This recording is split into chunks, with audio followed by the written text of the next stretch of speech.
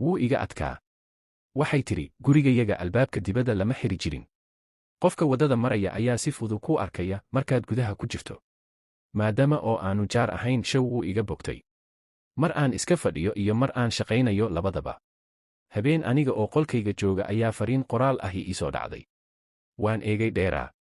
Waaba nin is-sharaxaya. Walaashay baan tusay aniga oo u fidinaya taleefanka. Balkan soo lugooy eeg. Isaga ayuunbaa iska warramayay. Sidaa ayaan ahay iyo sidaa ayaan ahay. Wuxuu sheegay inuu dawladda u shaqeeyo. Markiiba waxaa igu soo dhacay oday calool weyn oo suki wata. Waxa uu ku soo gabagabeeyey ii soo jawaab haddii aad ku qanacdo. Maadaama oo aanan u jawaabin maalmihii xigay, waxaan rajaynayay inuu u fahmo in aanan ku qancin. Sidaana igu daayo. Laakiin maya, wuu isoo wacay. Maan garanayn numbarkiisa. Waxaan ogaaday inay isku mid yihiin kii fariinta layga soo diray. Waan ka qabtay, waxaan ku idhi, sawdigii aniga jawaabta iga sugayay, maxaad ii soo wacday? Nin isdhibaya maaha ku lahaa, markii aan ku waayey ayaan ku soo wacay. Waxaan u sheegay in aanan ka helin oo uu idaayo. 2 habeen kadib ayuu taleefankaygu soo dhacay. Waa namabarkii. Guriga hortiisa ayaan taagnahay ee soo bax. Waan xanaaqay, muxuu ismooday?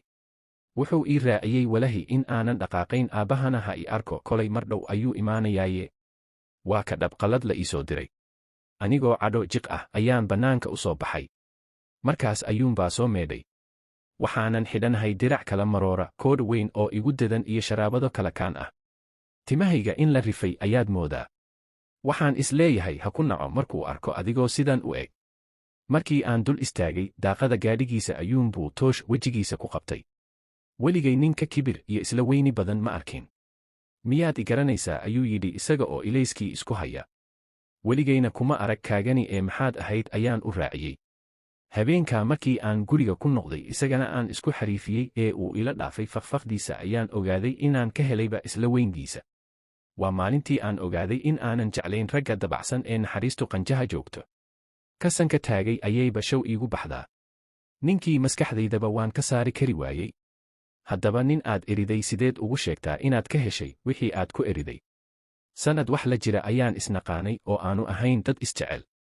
Waxaad rabto ma weydid meel aad u marto? Aad baan ugu xidhnaa, wuu iga adkaa. Waana sidaan rabay. Markuu hadlo waan aamusayey. Waxaan ogaa in waxa uu odhanayaa ay i qancinayaan. Ka gacayl ayaa indhihiisa ka dhalaalayay.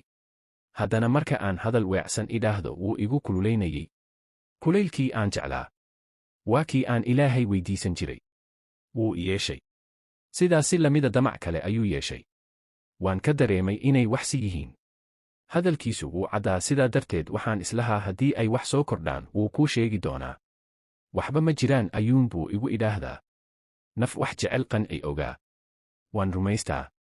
In yar kadib sidii caadiga ahayd fariimihiisii ayaa soo koobtay. Waxaan islahaa wuu mashquulay.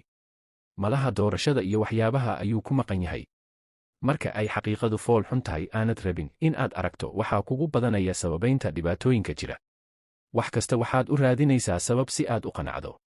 Mid uu ku qanco ayuu isna igu dul raadsaday. Sidaas ayuuna ku aqalgalay.